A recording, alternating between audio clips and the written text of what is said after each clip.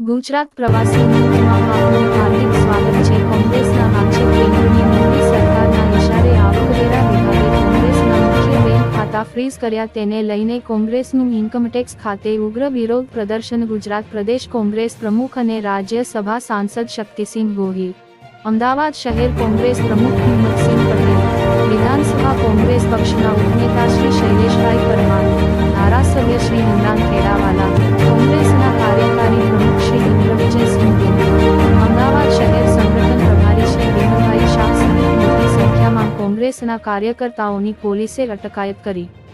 કેન્દ્રની મોદી સરકારના મનમાની ભર્યા પગલાંના ભાગરૂપે આવકવેરા વિભાગ દ્વારા કોંગ્રેસના મુખ્ય ખાતા ફ્રીઝ કરવામાં આવ્યા, જે ગેરબંધારણીય અને બદલાની ભાવનાથી થઈ રહેલ કાર્યવાહી અંગે ગુજરાત પ્રદેશ કોંગ્રેસ સમિતિના પ્રમુખ શ્રી શક્તિસિંહ ગોહિલે જણાવ્યું હતું કે દેશમાં વર્તમાન રાજનૈતિક પરિસ્થિતિઓમાં સત્તાના નશામાં ધૂત મોદી સરકારના નિર્ણય અને કાર્યોથી લોકતાંત્રિક મૂલ્યોની ભાવના સંકટમાં આવી ગઈ છે।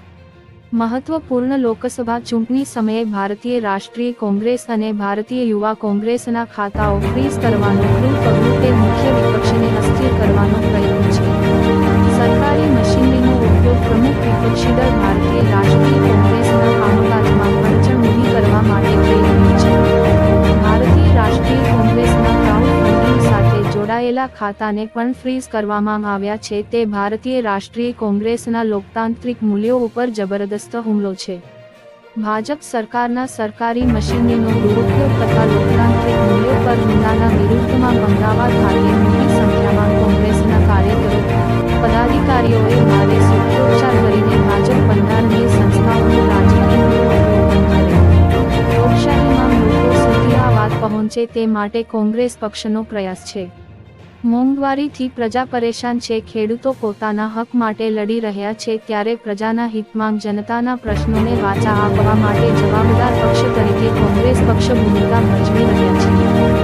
અમદાવાદ શહેર કોંગ્રેસ પ્રમુખ હિંમતસિંહ પટેલે જણાવ્યું હતું કે નામદાર સુપ્રીમ કોર્ટે ઇલેક્ટ્રોલ બોન્ડ અંગે જે ચુકાદો આપ્યો છે કે ઇલેક્ટ્રોલ બોન્ડના નાણાંનો હિસાબ લોકો સમક્ષ મૂકો, તેનાથી ભાજપમાં ખળભળાટ મચી ગયો છે, તેને લઈને કોંગ્રેસના મુખ્ય ખાતાઓ ફ્રીઝ કરવામાં આવ્યા છે, તે ગેરબંધારણીય છે। અમે ગાંધી ચિંધ્યા માર્ગે વિરોધ પ્રદર્શન કરી રહ્યા છે, ત્યારે ભાજપ પોલીસનો દુરુપયોગ કરી રહી છે। ભાજપ બંધારણીય સંસ્થાઓનો રાજકીય દુરુપયોગ બંધ કરે, ઇન્કમટેક્સ અને સરકારી તંત્ર દ્વારા ભાજપ કોંગ્રેસનો અવાજ દબાવી શકશે નહીં। ઇન્કમટેક્સ ખાતે વિરોધ પ્રદર્શનમાં લોકશાહી બચાવો, સંવિધાન બચાવો, ગલી ગલી મેં શોર છે, ભાજપ રિશ્વતખોર છે, નહીં ચલેગી નહીં ચલેગી, ભાજપ તારી તાનાશાહી નહીં ચલેગી, શામ દામ દંડ ભેદની રાજનીતિ નહીં ચલેગી, ભાજપનું ખાતું ક્યારે બંધ થશે, આ લોકશાહી ઉપર તરફ છે જેવા બેનરો બતાવીને કોંગ્રેસના કાર્યકર્તાઓએ આક્રમક વિરોધ કર્યો હતો। વિરોધ પ્રદર્શન કરતા ગુજરાત પ્રદેશ કોંગ્રેસ પ્રમુખ અને રાજ્યસભા સાંસદ શક્તિસિંહ ગોહિલ, અમદાવાદ શહેર કોંગ્રેસ પ્રમુખ હિંમતસિંહ પટેલ, વિધાનસભા કોંગ્રેસ પક્ષના ઉપનેતા શ્રી શૈલેષભાઈ પરમાર, ધારાસભ્ય શ્રી ઇમરાન ખેડાવાલા, કોંગ્રેસના કાર્યકારી પ્રમુખ શ્રી ઇન્દ્રવિજયસિંહ ગોહિલ, પ્રદેશ સંગઠન પ્રભારી શ્રી વિમલભાઈ શાહ સહિત મોટી સંખ્યામાં કોંગ્રેસના કાર્યકર્તાઓની પોલીસે અટકાયત કરી। આઈ.ટી વિભાગ દ્વારા કોંગ્રેસ પાર્ટી અને યુથ કોંગ્રેસના એકાઉન્ટ ફ્રીઝ કરવામાં આવ્યા છે, જેને લઈને દેશભરમાં કોંગ્રેસના કાર્યકરોમાં રોષ જોવા મળ્યો છે। આગેવાનો અને કાર્યકરો એકાઉન્ટ ફ્રીઝ કરવાના ગેરબંધારણીય પગલાં બાબતે વિરોધ કરી રહ્યા હતા।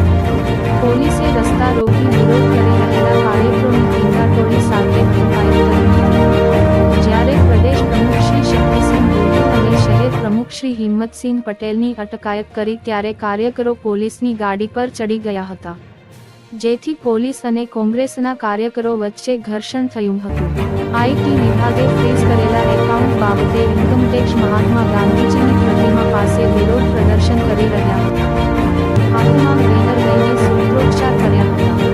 કેટલાક કાર્યકરોએ ઇન્કમટેક્સ 4 રસ્તા પર વિરોધ દરમિયાન દેશી રસ્તો બંધ કરી કરવાનું શરૂ કર્યું હતું, જેમાં મોટી સંખ્યામાં યુવાનો, મહિલા કાર્યકરો તમામની પોલીસે ટીંગાટોળી સાથે અટકાયત કરી હતી।